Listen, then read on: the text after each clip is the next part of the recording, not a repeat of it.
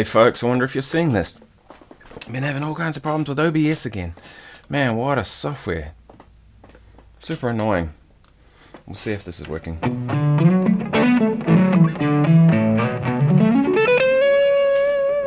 It's saying it's working.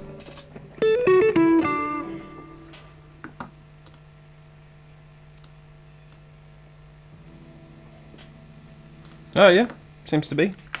Cool. How's everybody doing? It is Sunday morning. I thought I'd just jump on here, Sunday morning. It's Sunday morning. I got my amp back. Thought I'd give it a bit of a run-in. You know what I mean? Why not give it a run-in live on the internet? Man, OBS drives me nuts. It's just the most frustrating software. I think I'm going to have to give up on it. It's really good. Like, it's free. And it works. But, man. It's like, it doesn't want to work half the time. Hopefully you can see everything okay and hear everything okay. So, Stratocaster. I wonder if that's going to work like that. No, there we go.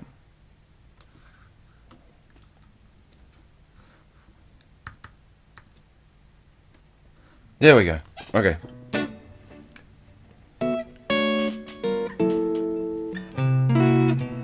So I'm just running into this tube amp. I've got my MPC back. It just had a fault with the volume control. It was doing weird stuff where it would kind of cut out, and you turn the amp on because the on is the volume. You go click through the volume to get it to go, and then normally about between 7 and 8 is about where the best tone is, like this sound here. Yep. Oops. That's about the best tone, I think. It's like right on the edge of breaker. And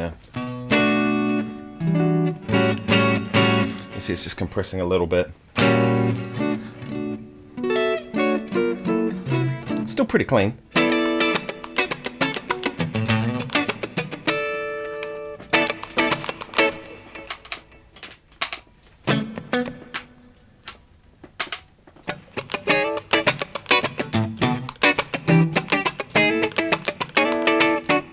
So it's pretty clean, but if you hit it with pedals, it's the OCD.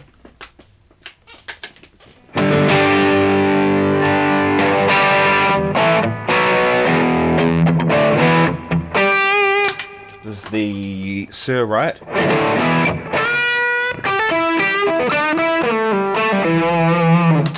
And then the BB preamp, which I pretty much set up for the neck pickup.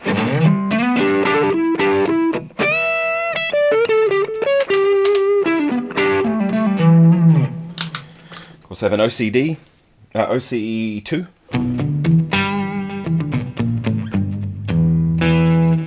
For the octave, and my EQ pedal, which I'm going to do a video about this.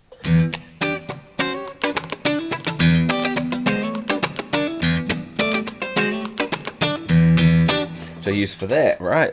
Sometimes as a boost. But yeah, I thought I'd play along with some tracks. I'm going to chuck the Right on because I like that. It's one of my favorite overdrive pedals. It's really a distortion pedal. And I can show you the amp actually. Let's do that. Why don't I show you what the amp looks like? Can I turn it around there? Yeah. It's it right there. And the cabinet is in the other room.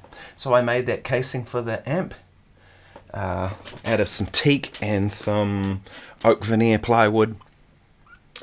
Yeah, came out pretty good. I'm going to actually build a matching cabinet for it at some point in a 1x12 or a 2x12. I haven't decided just yet. The cabinet in the other room is just the cabinet that it came out of. So yeah, I play a track. This is Funky Minor Blues in C minor, and it is by, what's the channel called? Jam Tracks channel. Yeah, so I'm just play along to this. In fact, let's go BB preamp.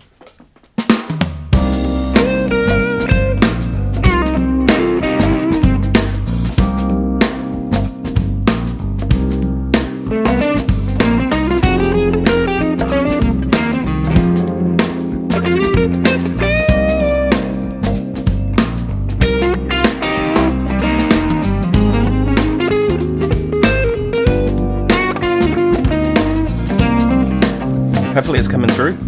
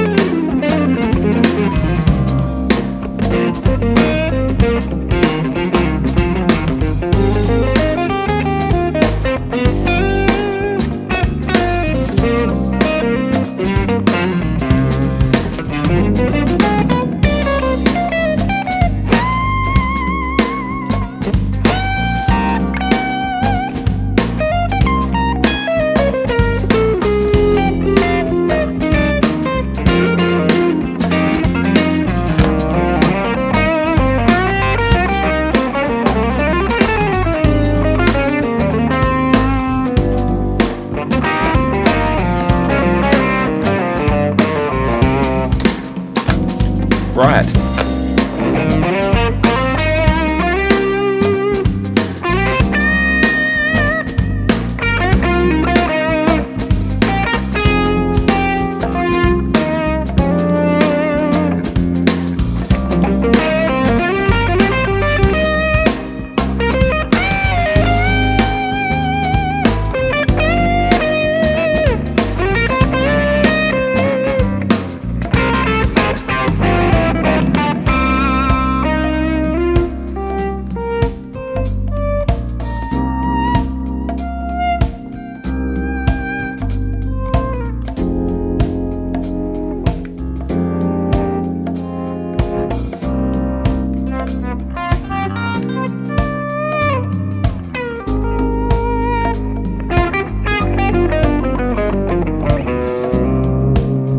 A little bit of delay in there.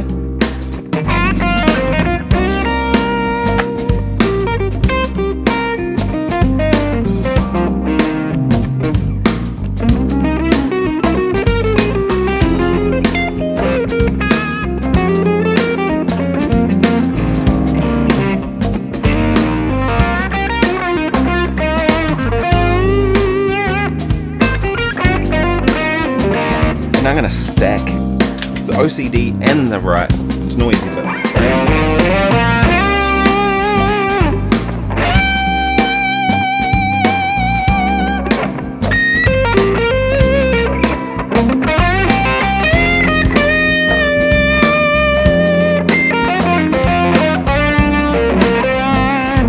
kind of a Gary Moore tone, right? You can imagine that with a Les Paul.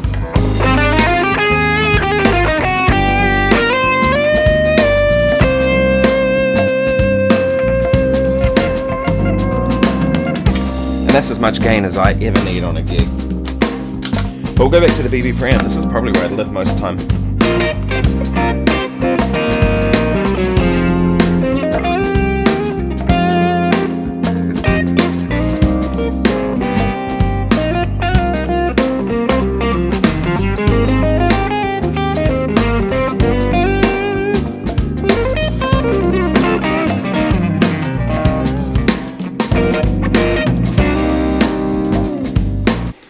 That's enough of that. Any questions? Any stuff you want to know? I'm just jumping on here. Thought I'd just play some stuff. It's Sunday morning, probably Saturday night, wherever you are in the US or Europe. Yeah, it's a great little amp. It's an interesting amp. It's one I'd never heard of before, and it popped up for sale. This amp on Facebook. And it was a young guy selling it. He just had it in the corner. He had two young kids. He was like, I'm getting rid of this thing, you know. And it's made, I think the guy makes it in New Zealand. It's called an MPC. And I think what he does is he buys all the parts from like China or somewhere and then assembles it in New Zealand. But what got me straight off was I saw that it was point-to-point hand-wired, right? So no circuit board. And I was like, okay, well, that means if you've got some components that are cheap, you could change them, right? But most importantly, I had two Jensen P12Ns, I think they are, the 50-watt Jensens. And I was like, man, those speakers alone would be worth $600 bucks, probably New Zealand each, $700, something like that.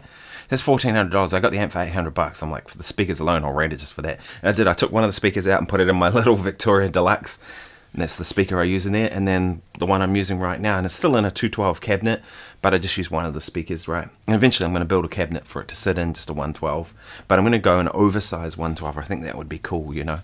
But the amp's really good. So I use it primarily for recording, right? It's my recording amp, because I've configured it in a head and cabinet, and it means that the head I can have, and right next to me here, it's like literally there. Which means that I can adjust things super handy, and often I don't even use pedals. I just crank the thing up if I want it to distort. I want it clean, or I turn it down. You know what I mean? It's got quite a mid-range push, not a lot of bottom end, which is perfect for recording. Like it's got enough bottom end. You see what I mean? But it's not like flabby bottom end. And basically what it is a Princeton front end, a 5F2, apparently, according to my tech Simon.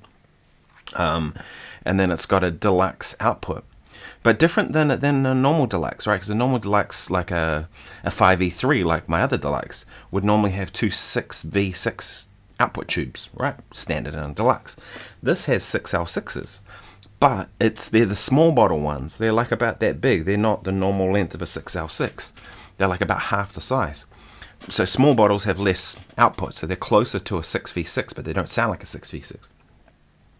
So again, that makes a really unique kind of amp, which I'm kind of stoked on, right?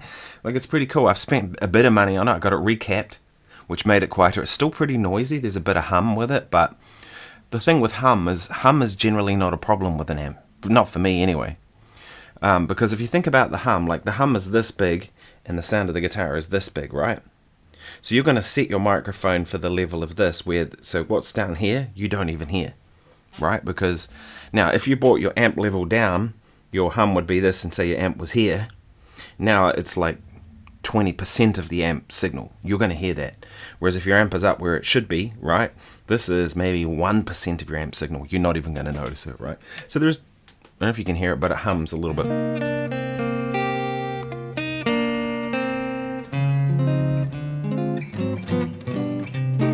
And Simon, my amp tech, was saying that the hum is coming from the transformer, and also the fact that everything is so tight inside that amp. Apparently it's a real pain in the ass to work on. It takes some ages to get anything out, because everything's like crammed in there in this tiny little, what do you call it? It's not a cabinet, it's a, what do you call it? Chassis. And this tiny little chassis is all this stuff crammed into that amp.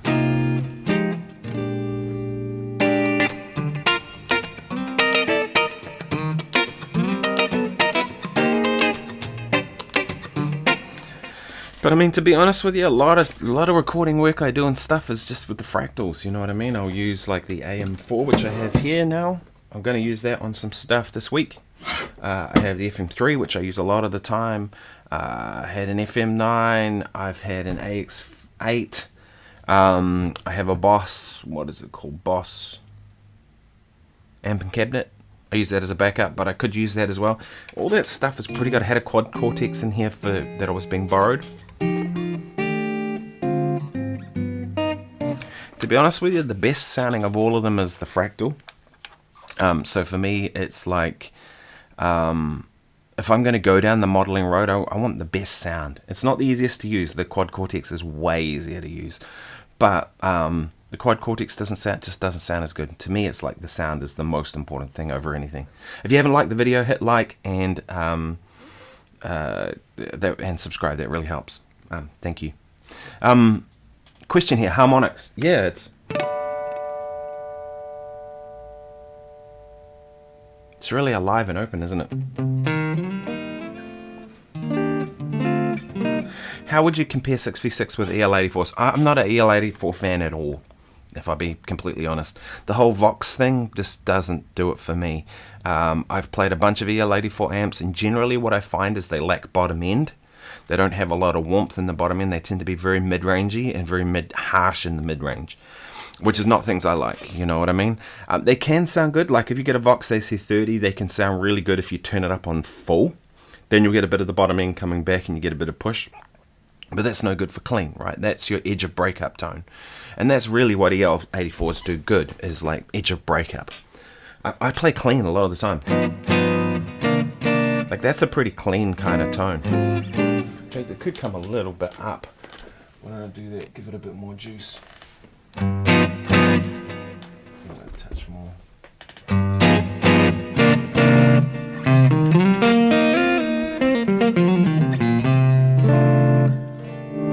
Did you hear the tonal difference from that? Like just turning it up a little bit, I got a little more bottom end, a little more push on the amp. Do you know what I mean? And to me, that's like part of the sound. So I find with EL84s, so it's got quite a bit of bottom end. You don't get that, right? Like you get, it's just a thinner kind of tone. You know, some people really like that. I guess it probably more suits humbuckers, I think. But that's just kind of what I'm into, you know. The Fender thing is kind of my home base. I do like Marshalls as well. I think Marshalls are really good. Of the British amps, that would be my favorite British amp. And only certain Marshalls. The ones that are too hot-rodded. EL34s is a different story. I really like EL34s. But EL84s, as soon as I see an amp with EL84s, I usually go, just know I'm not going to be able to get my thing with it. But then by the same token, if I'm on a gig and it's backlined and there's a Vox amp or a whatever EL84 amp, man, you just got to do the gig. You can't be going, oh well, the amp's not my sound, it's not going to work. So get on with it. Do you know what I mean? Like, I just, at that point I go, okay, it's not going to be perfect. I remember Bruce Foreman saying to me, you don't have to love your sound, you just have to like it. And that's always stayed with me. I feel like playing another funky blues. This is Mixolydian Funk Blues by the same channel. So this is the Jam Tracks channel. Might play a bit more clean this time.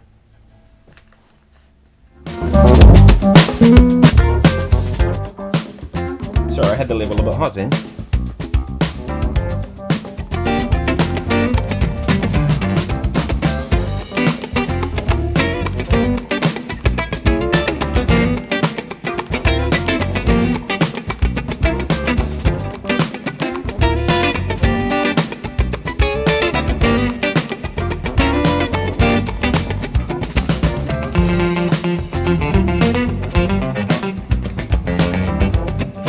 Thanks, man.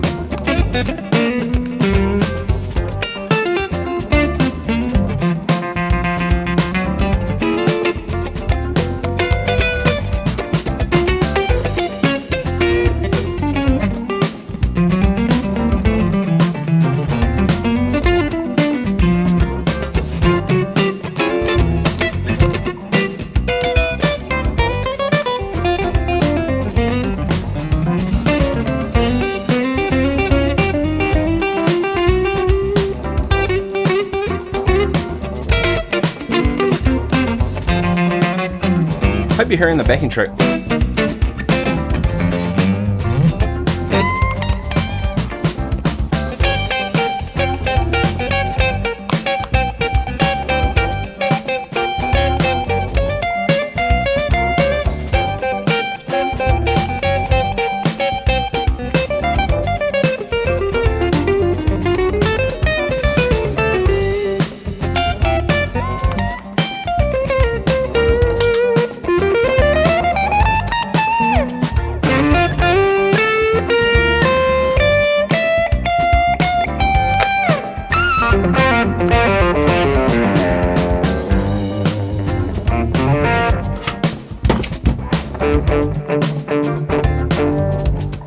Oh, what channel is that coming through? 5, I think.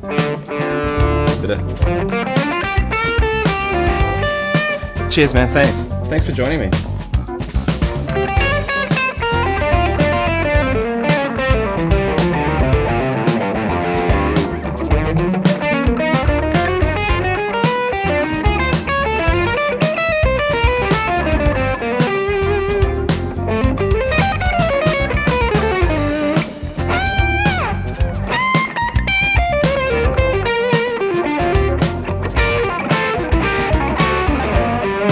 Danny Sepko.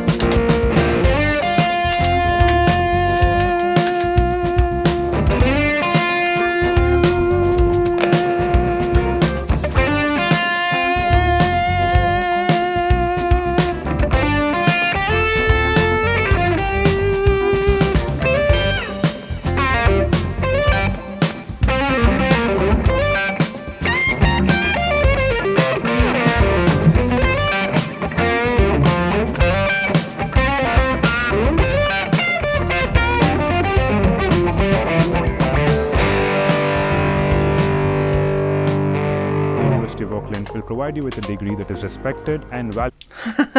I'm just playing the tracks off YouTube as I usually do. So of course you get the adverts at the end of the video. So hope you're liking it. Thanks, man. Thanks, Sean.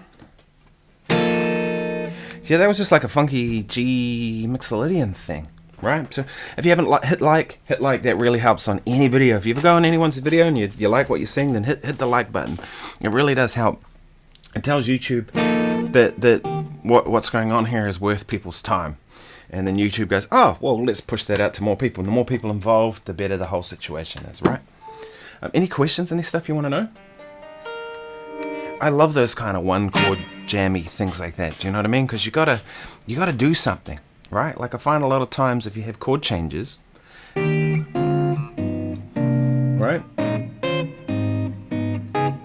This sort of stuff.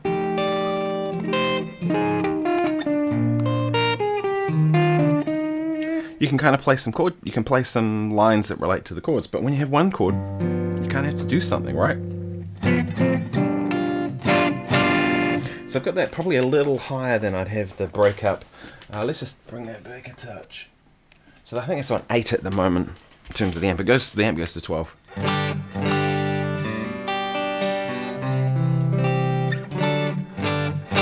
That's where I like it, just before it's going to break up, right? Interestingly enough, this amp says it's got 2 modes, a 20 watt mode and a 10 watt mode. In the 20 watt mode, I'm guessing it uses the full 5 pins of the tube or whatever. And then so pentode and triode, I guess, is how they make the 10 and the 20, something like that, however that works. But if you just joined, I'll show you the amp. Hopefully you can see this. It's that one right there.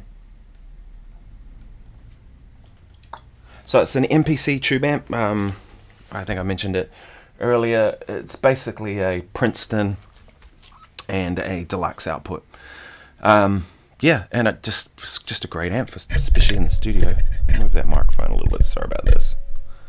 Yeah, it's just a great little amp for recording. You know what I mean? And but my tech, when he did the recap on it, Simon Gottlieb, Bogan Boutique in Wellington. He said that he tested it and the output was only putting out 10 watts, even in the 20 watt mode. He said it was only 10 watts coming through. So it's a 10 watt tube amp. I tell you, man, it's loud, right? Like, it's really loud. This is coming through here. If I unplug the microphone, it's probably the easiest way to do this. No, I can do it here. I'll turn the microphone off. This is literally just my mic here, picking up the cabinet in the other room.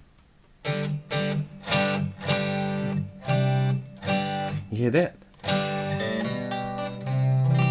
That's what's coming through the wall.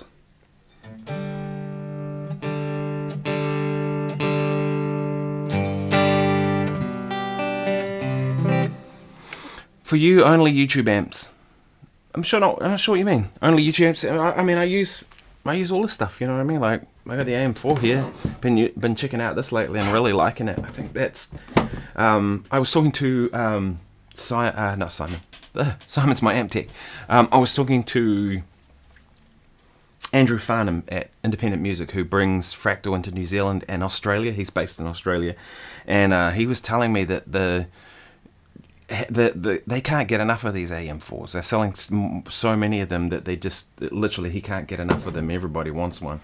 I mean, it makes sense, right? It's about the size of a Line 6 Stomp, I guess, and yet you get the power of the Fractal stuff. You know what I mean? Do you only?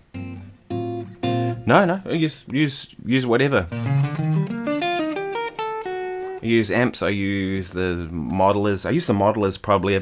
I'd say I probably use the modeler about 70% of the time with my work in general, and then I'd say 30% of the time I'm using the amps. I will use an amp when it's the right tool. So like for certain recording stuff, it just makes sense to use an amp, especially for anything jazz or blues related. To me, those are kind of an acoustic, more rootsy kind of stuff, so I just use an amp in that case. With anything rock or pop or that kind of stuff, then I use the modelers most of the time. But theatre shows, I use the modelers exclusively. I don't take an amp at all. I never do. Often when I'm travelling, I use the modeler. If there is an amp there and I can get it into the sweet spot, then that's going to be my preference, because an amp An amp in the sweet spot will sound better. It just does. That's the reality of it, right? But how often can you get it in the sweet spot, right? It's not that often. So if I can't get the amp in the sweet spot, like where I want it to be sounding its best, then I just use a modeler, right? And in that situation, the modeler sounds better every time. Every time. Because an amp like barely on with no sound just sucks, right? I'd rather, especially if you want to kind of tone like let's go to the right. Like at the moment, I got this amp pretty cranked, right? I turn my microphone off so you can just hear the amp.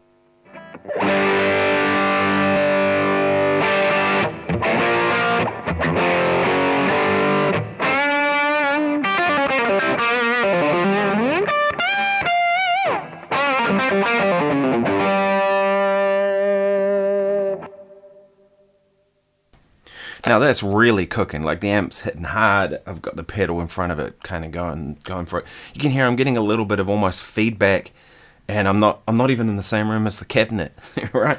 Because there's just that much kind of push coming from it. But if I can't get that, then I'd rather use a modeler, right? Like it's way better. So it depends on the situation. Also too, like backline sucks. Like it's so often, I mean, it's getting better now. In Wellington, there's a guy, Reddish, who does a lot of backline equipment for musicians, and his equipment is always good. Always. I've never had an amp that doesn't work or doesn't do what it's supposed to do. Is it as good as my Victoria's? No. I mean, he tends to go with, the sort of standard stuff because that's what people want, right? Like Fenders and Marshalls and that sort of stuff. But, he's not got a Victoria. If he did, I'd request it every time. But he's got good equipment, so I know I'm going to do that, but that's not always the case.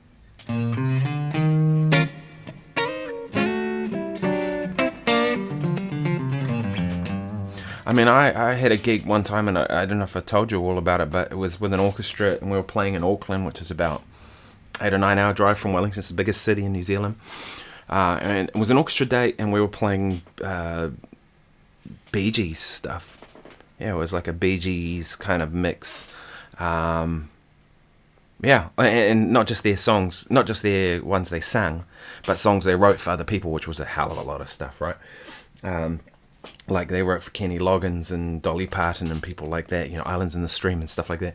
Anyway, I get there and there's a Fender Hot Rod DeVille, and I'm like, okay, cool. And man, this thing was like making a racket. It was noisy, it was awful.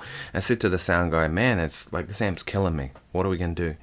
And so what he did was he ran another power lead down to another power point, and that seemed to fix the problem, seemed to be okay. And I was like, phew, I'm going to be all right for the gig. Then we go off stage, we get changed, we're going to have dinner, I come back, and next thing you know, 2 minutes before we're about to start, I plug into the amp and I play a chord, and it's like, it's making a racket again. And I'm like, great. And it's actually pulsing, like it sounded like tremolo. I'm not kidding you. No, just straight into the amp. This is what it's doing. And I'm like, oh shit, we're in real trouble. So I just had to do the whole gig as if I had a tremolo on. And that gig, a lot of it was like rhythm guitar funk stuff. And it sucked. And I thought, man, I wish I had my modeler then, because I didn't have to rely on his shitty backline amp. And apparently it was a fairly new amp. He said he'd had it it had done 5 or 6 gigs and that was it. But, so that's where like often it's easier just to bring your own. But T says, Nick, what routine would you recommend for practicing modes? I would like to effectively learn and get out on my fingers all of the modes, especially melodic and harmonic symmetrical scales. Yeah, good question. The first thing with modes is like a lot of people get really confused about modes because I think modes are taught badly. And the reason I think they're taught badly is this whole notion of going G major is the same as A Dorian, is the same as B Phrygian, is the same as C Lydian, is the same as D Mixolydian. That's a shitty way of teaching modes, right? It doesn't help anybody. Why are we comparing G major and A minor? We shouldn't be. Like G major and A Dorian. One's in the key of G, one's in the key of A. Makes no sense, right? Now, sure, they have the same set of notes, G, A, B, C, D, E, F sharp, and G, right? The next one just starts from A. But that's a dumb way of looking at modes, and I found that really unhelpful when I learned that, and that's why I got confused by modes to start with. And then one day I put them all in the same key, so comparing G major. Sorry if you can hear noise. My daughter's watching How to Train a Dragon upstairs, so you'll hear sounds like a swooping dragon, I guess it is. Right, that's a G major scale. Right, and then if I compare that to a G Dorian scale, you can hear there's a pretty big difference, right? Instead of, it goes 1, 2, flat 3, right? And so that to me like went a long way, as once I put them all in the same key. G Lydian, as opposed to, right? And then try and find a sound that relates to each one. So this G major 7 would be like a G major sound, right? Kind of gets the whole thing. G major, not so much, because that could be major pentatonic, it could be all kinds of stuff, right? But G major 7, because you want the 7 in there, right? And then when it comes to the minor, to Dorian, right? If I play G minor, well, that could be Phrygian, it could be Aeolian, it could be a heap of things, right? So that's not really a Dorian related chord, right? G minor 7, well, that could be all kinds of things too, right? So that's not necessarily a Dorian related chord. The two that I would look at is G minor 6, right? Because now you got the 6, right, for that thing, or G minor 11. Like both of those really have that kind of sound, right? A flat over G, there's your Phrygian kind of tonality, right? G major 7 sharp 11 for Lydian. Right, next one is Aeolian, so like a E flat major 7 over G, right? Or that E flat add 9 over G, not G minor 7 sharp 5. I've heard people call that. That is not. And then what's the last one? Locrian. Right. So you can see I've assigned I've put them all in the one key. I've assigned a chord that kind of relates to that sound, and then I just practice going over them and playing each chord, and maybe just have 4 bars on each chord and going between them and trying to get the sound in your head. And what will happen is after a while you'll start to hear them, and you'll hear when Lydian's right there, and then when you're on a gig or playing along to a backing track or whatever, you'll hear a Lydian sound and you'll recognize it. Kind of like with words, right? If you don't really know the word and you're kind of having to read each letter of a word, you're not going to recognize that word when you see it. But if you really know that word and you've internalized it and you've got it down, then when you hear someone say it or you see it written, you're quick to get to it, right? And you can draw on it and use it. And you've got to understand its context. Just the same thing with music, right? And then I do the same thing with the melodic minor and the harmonic minor. To be honest, the modes of the melodic minor, there's really only a few I use. Lydian dominant, so it's in the name. 1, 2, 3, sharp 4, Lydian, right? 5, 6, flat 7. And I use that on dominant 7, sharp 11 chords. Or in other words, any dominant 7 chord that doesn't go home. So if it's doing that, then I use that. But like the girl from Ipanema.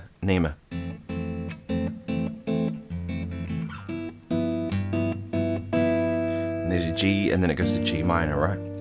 So I'd use Lydian dominant in that.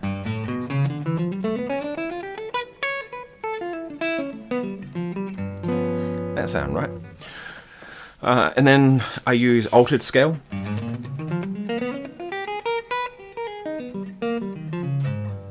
Right, use that a lot. That's a sound I like. So I use altered and I use Lydian dominant. And that's about the only 2 melodic minor ones I use. By all means, check out the other ones, and if you like the sound of them, then put them in your playing. It's a really good idea.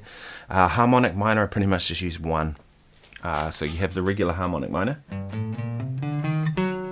right? So like an Aeolian with a major 7. Yo, Ben.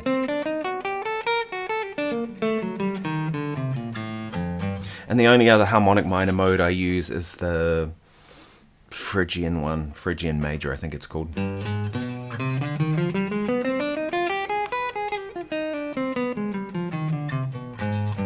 Right, which is like playing C harmonic minor over G. And that one's really useful on like flat 9 sounds.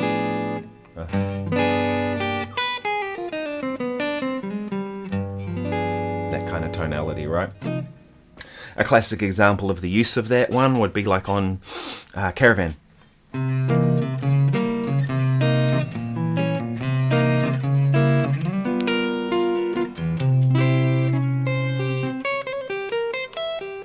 It's kind of in the melody, right? Which you could look at as just being F harmonic minor. But it's not. It's over a C chord, right? So it's really like C Phrygian major, if that's even what you call it.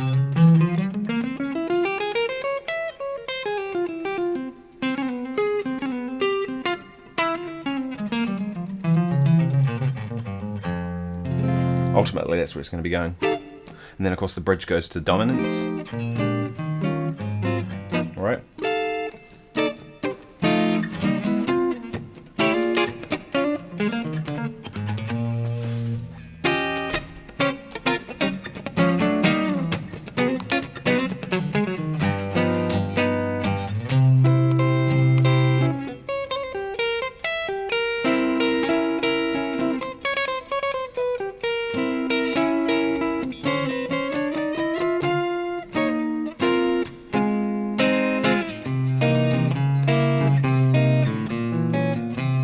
So I hope that helps, you know. Those are the only ones I really use. There are others, of course. Noel Johnson gets right into the weeds and all that kind of stuff, you know. I love that guy's channel and his stuff. And Noel's a badass guitar player, man. You guys go, if you don't know Noel's channel, go and check him out. Teaches at University of North Texas. Great guitar player. He goes right in the weeds with all that kind of stuff. There was one he was talking about the other day about triad pair that I was really digging. It was like D major to B flat minor, right? Those two. Noel Johnston is his name. Go and check him out.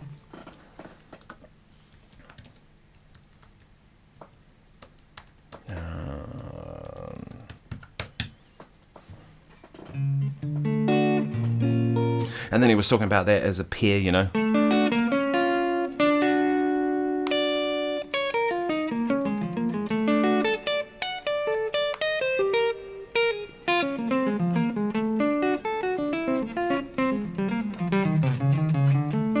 Right, and then he put them together and sort of got into some of that major stuff, you know, major and minor. It's not really major, it's not really minor. Have you guys heard that term before? Major?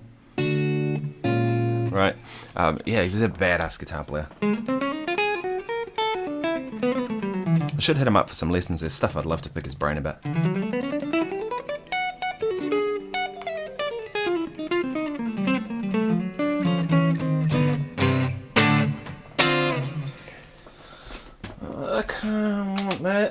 I'm going to play another track.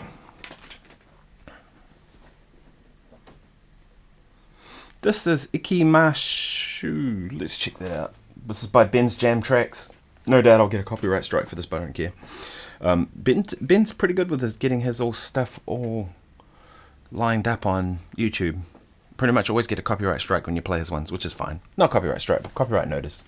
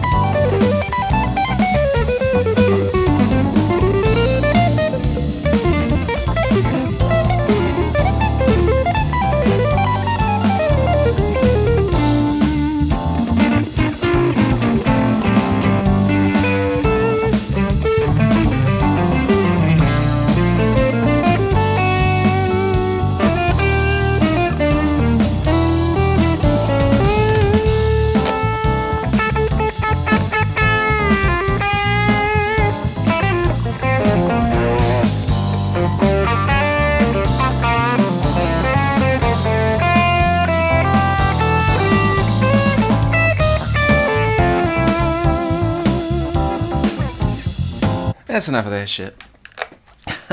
No, it's a great track. Ben says, what tunes are you going to do on your show at Tauranga Jazz Festival? Triple drum show.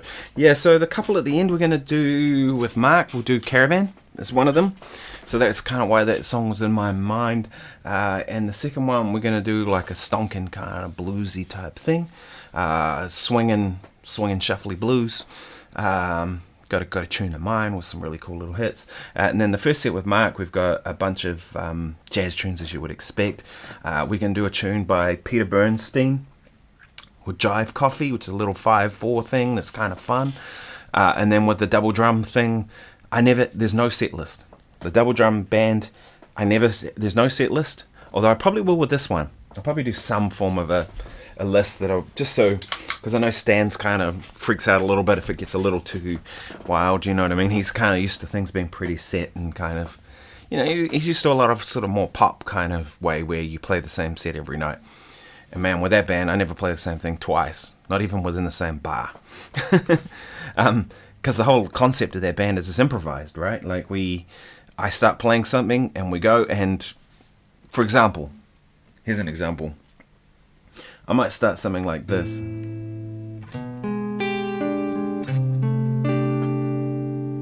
Alright. And all of a sudden I'm hearing a song, right? Like I've just started playing something and I'm hearing...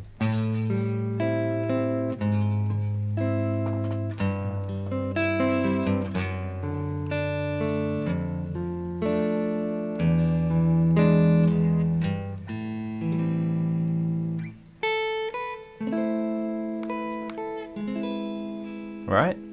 And then it might be the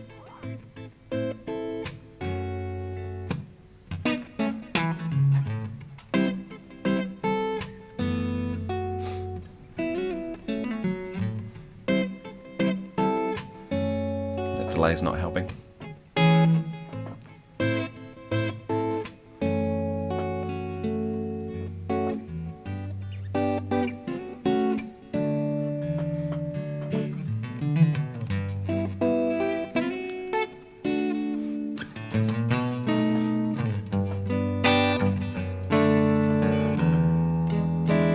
And then I might find a song that's in E.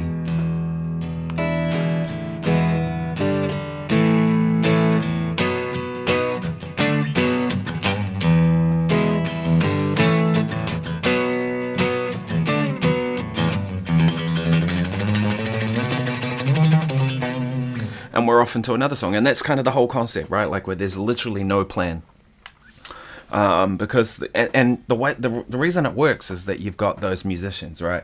Like if I know I've got Darren Matthiessen playing drums, I know he's gonna, wherever I go, he's gonna go, and he knows a lot of the same songs I know, so that's kind of the key to it. And I got Mike Crawford coming to play keys, and he knows all my stuff, so it's like whatever I'm gonna play, I know he's gonna know it, and even if he doesn't know it, he's gonna be able to find something that fits. So yeah, cheers Ben. But T says, when I grow up, I am 42, I want to play like you, Nick. Service is also competent. Oh, thank you, man. Hopefully you aim for being much better than I am, because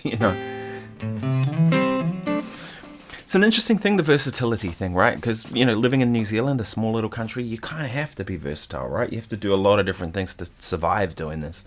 It's not like a big country like the US or in Europe or something, where even Europe can have small countries too, but like the UK, I guess, where you can be the blues guy and just do the blues thing and it will totally work, because there's enough gigs. Whereas New Zealand, you kind of have to do a lot of different things. And I think that Kiwis tend to be quite versatile for that reason. But it also means you get people that don't really kind of go too far down one kind of rabbit hole. Sometimes you do. People like Darren Watson, right? He's a blues guy through and through, and he just does what he does. Someone like me, you know, like I'm a working musician. That's what I've always done. And I always do my own music too. I've always made a point of like prioritizing my music at some point. Because you have to, right? Like that project that Ben and I did in Los Angeles, you know, that was really important to me to do that. And we didn't really make any money. Like, I don't think it even broke even on it, right? Like the cost of printing CDs and stuff like that. But I don't care. Like, that's not the reason to do it. I'm just stoked when people want to hear the music. Do you know what I mean? That's the reason to do it.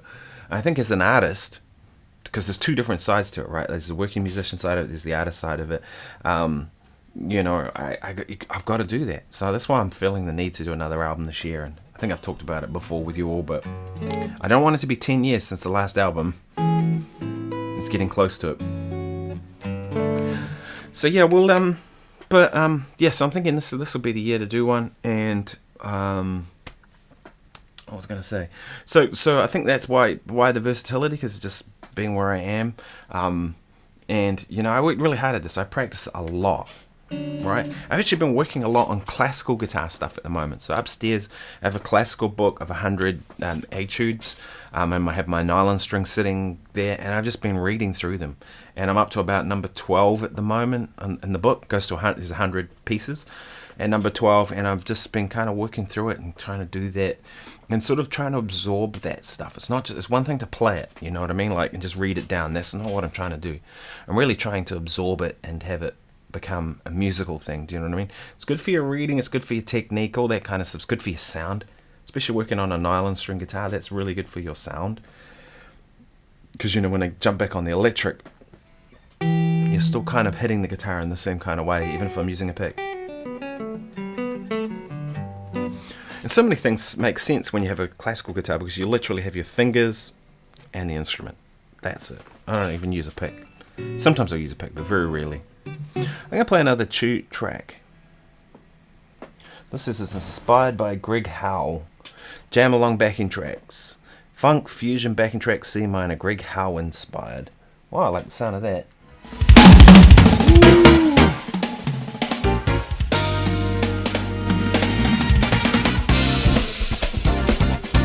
Oh, okay.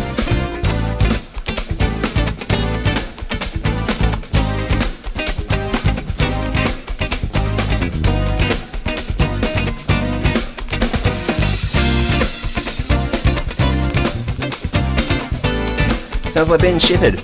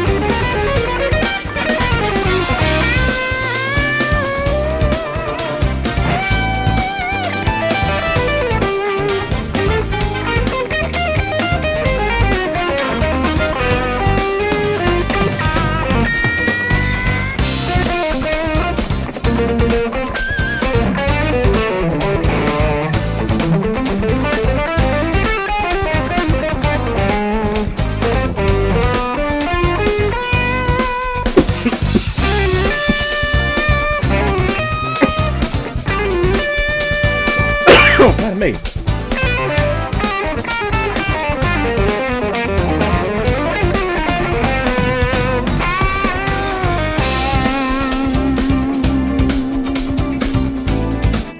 Yeah, that's a cool track. I like that. Excuse me while I'm coughing to myself to death. Bloody hell. Yeah, sus chords, exactly. So this is a backing track in C minor. I don't really hear that as C minor. I mean, it's like the first chord B flat over C. Fuck. Excuse me.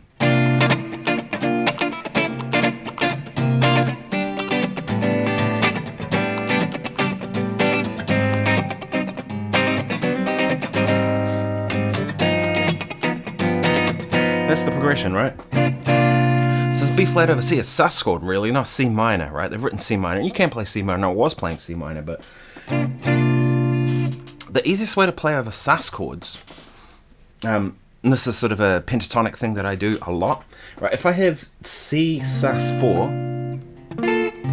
however you want to play it, like that C13 sus 4, I've got C, B flat, F, A, or B flat over C, right?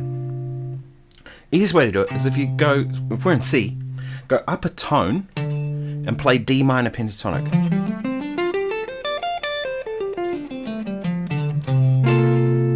I'll show you in another key. I'll put it into A because the next chord's going to go G over A.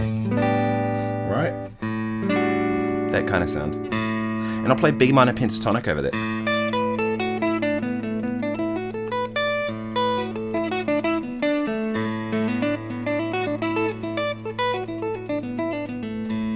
Right, that's the sound, right? And you get the root note, you get the ninth, you get the fourth, you get the fifth, and you get the sixth. So all the good notes, right? And that's a good way to get started on playing on sus chords, right? It's just think a minor pentatonic up a tone from whatever the chord is. And that works really well. Of course, you can play sus 4 arpeggios. That's a really good idea.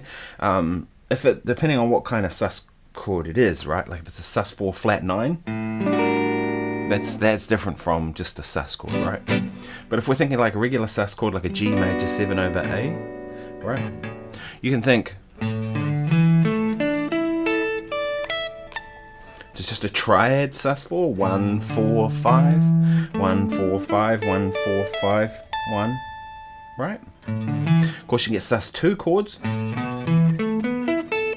1, 2, 4, or that sound. No doubt you've heard that before. Real pretty sound, sus 2. It's not the same as add 9, of course.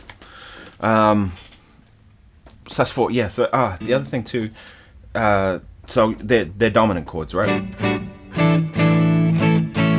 Like a Pinball Wizard.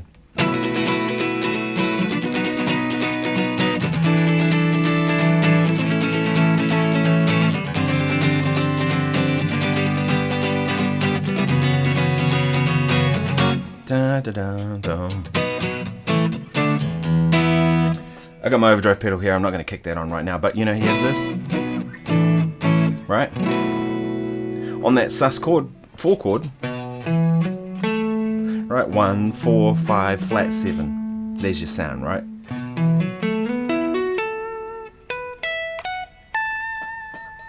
So just whatever you do on your normal dominant chords, instead of the third, make it a fourth. There you go. That's a good place to start. Start with those. Make up your own kind of stuff.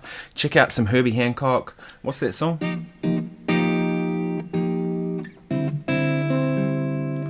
Is it Dolphin Dance? Maiden Voyage. Check out Maiden Voyage. There's a whole bunch of sus chords, and check out what Herbie does, you know. Although Herbie's stuff is pretty advanced. I'm not sure where you're at in terms of that, but go for it. Why not? Ben says you'll be playing a lot of sus chords and minor 11s on my gig. Yeah, totally, man. I'm into it.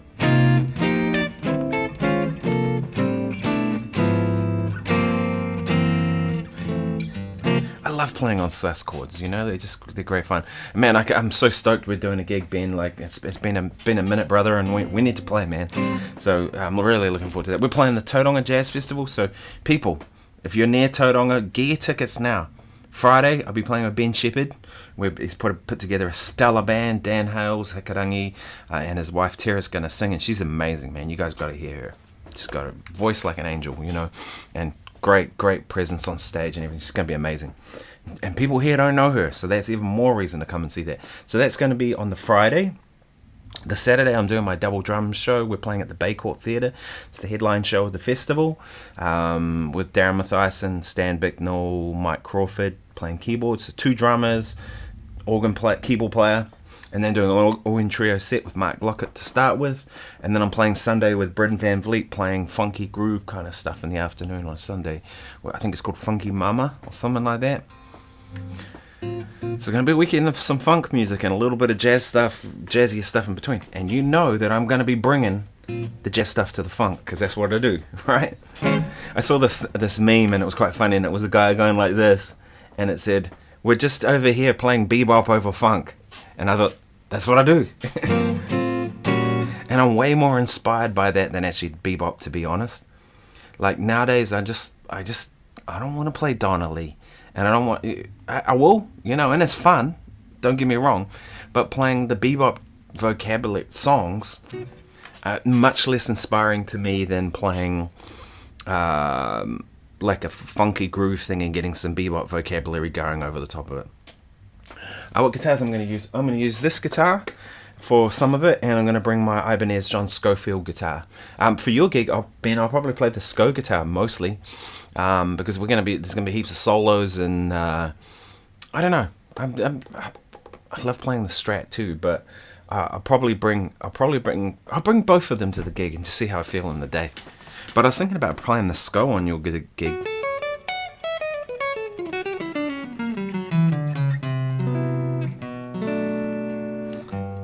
There is something real sweet with the Strat. The Sco's out because I used it out in the hall because I used it for a gig yesterday. Did a duo gig with Stephanie Paris, fantastic singer. We just played a wedding, which I hardly ever play wedding gigs anymore, and she's such a great singer. It was really easy. We just called some tunes and played a 2-hour set. We didn't have a break. We just played straight through, and it was like super easy. But one thing I realized is how little I do with loopers these days, because I bought my little TC Ditto looper, you know, that Ditto looper pedal, and I put that on my pedal board and just sort of started creating some loops with it. And I realized how out of touch with looping I am. At one point I'd forgotten to clear the loop, and I started playing. I thought I was hitting record, but what I was doing was really hitting play. Because those Ditto loopers only have one button, which is a pain in the ass. You really need a start and a stop button, or a clear button, you know what I mean? Because having to hit the play button and the record being the record button, it's risky, right? But it showed that normally I would just reach down, turn the volume down, and then clear it. But because I've done it for a while, I sort of realized that I hadn't done that. And it was like, it started getting this funky loop happening underneath some other song that had nothing to do with it. And I was like, oh, sorry, Steph, you know. And of course, because we're just playing duo, it's not like you can kind of stop. So I had to stop and then restart. And I was like, oh, what a dick. Yeah, anyway, that's me. I actually think I might get the Ditto looper, but get the larger version, the one that has 2 buttons on it. I think I need to just do that, bite the bullet and get it. And I like the little one pedal Ditto looper, but it's too risky.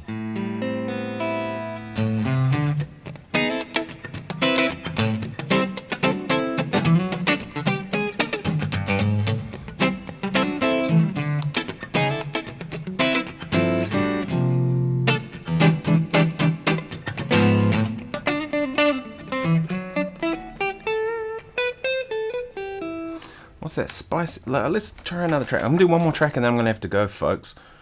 It's Sunday, midday, 12:45 in Wellington, New Zealand.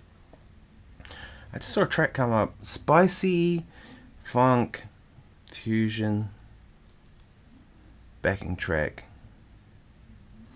Just find that one. It just popped up on my computer, on the main computer.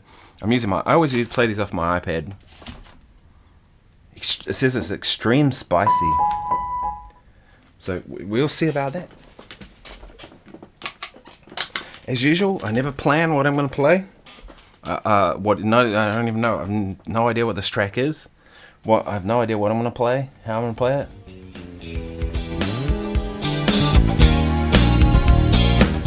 I dig it.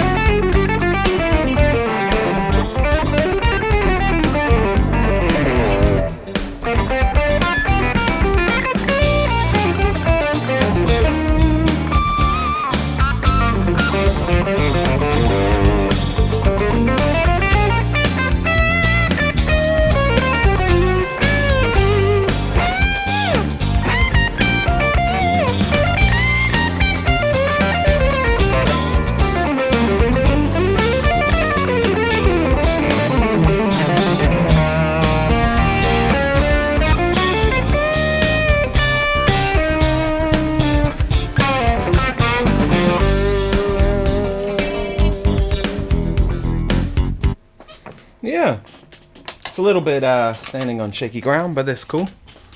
So it reminds me of...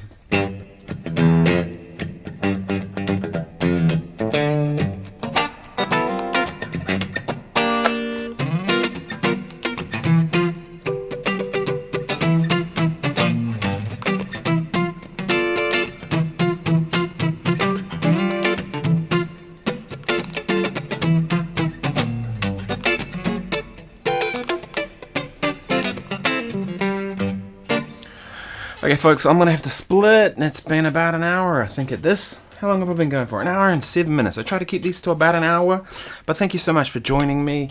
I haven't done many live streams lately. I've kind of felt like just getting into more structured kind of videos and stuff. I've been doing these licks videos. I hope you've enjoyed them, the little short licks. Seems like the shorts setting really helps for just showing a lick, right? Because you can... I can show a version at full speed, a version at slow speed with some tab, and you've got everything you need right there, right? It seems like a good way to kind of share some licks for people, maybe give you some new ideas. I don't think licks are that overly helpful a lot of the time. I think more important is what the concept of the lick is. So I'm hoping that you do that if you learn a lick, that whether you get it from me or whoever you get it from, and you actually break down what's going on in it. You know what I mean? Like, don't just learn the notes. Figure out what's behind the notes, and that's what I'm hoping when I post those things, that you'll go and learn the lick and then learn how it fits in the music, and then kind of break it down further and kind of go, oh well, it's this altered scale going into this, and it resolves onto the third, right? And if you do that kind of stuff, you start to develop that in your own play, and that's what I'm hoping out of that. But I've been enjoying doing those shorts. I think I've captured them, steal this lick or something along those lines. It feels like a kind of good one to do. Thanks, Bill. Cheers from Wellington, New Zealand. Yeah, but I haven't been doing many live streams. I've been doing a lot of focus on gear lately because I've had a bunch of new gear coming and stuff, and I will be doing some more gear stuff, but I want to check up a couple more lessons. I want to check up some more performances. Thanks for joining in, Ben. Man, it's great to see you here, and dude, I'm so stoked we're going to be playing. I can't wait, man. Really, I can't. It's going to be fun, and hopefully we can have a little head up your way sometime soon before the gig. Be good to even just get together and have a jam. I'll bring my camper van up and we'll come and play some tunes and kind of, yeah. You can show me where E is on the guitar. Is it that one? Yeah. So but I want to check up some more lessons. I want to check up some playing stuff. I've actually thought about starting a second YouTube channel, because there's a lot of stuff I have that I just kind of like to almost document, but it doesn't feel right to kind of put on this channel. Do you know what I mean? So like, I always take this little camera. I've got 2 of these little DJI Osmos. They're awesome. These things are amazing. And I check it out all the time at gigs, because they're so small. It's got a little magnetized thing in the bottom. Sometimes you find something metal, kind of stick it onto it, and then you've got some things. I've learned so much about my playing from this little device. I've got 2 of them, like I said. I use them here often too, and I find that these are so useful. But there's so much of this footage that's kind of just guitar cam, where it's sitting on there. And I was like, well, I don't want to put that on my YouTube channel because it's kind of, whatever. But if I put it on a second YouTube channel, then I could just kind of use it to kind of document that stuff. You know what I mean? And those that are interested in watching it will check it out. And it's not going to kind of do anything with this. So yeah, thinking about that. But the big plans really for this is just to keep doing what I'm doing. So putting out at least 1 video a week, a short or 2 a week. If I can get a live stream in as well, I will. Yeah, hopefully you dig it. I've got some other plans with music in general this year. Some big plans, so I will announce that kind of stuff sooner. And I'm stoked to have the amp back. I really like this amp. It's really good for this sort of stuff, you know what I mean? And just a toneful little beast, 10 watts. Didn't realize. I thought it was putting out more than that, but he was like measured it. 10 watts is what it was putting out. So a 10-watt tube amp. I wonder if I could take that on your gig, Ben, if it's going to last. I'll probably get decimated. Everyone will play so loud that you won't be able to hear the amp. Anyway, I'll catch you all soon. Take care, and I'll see you in the next video. Cheers.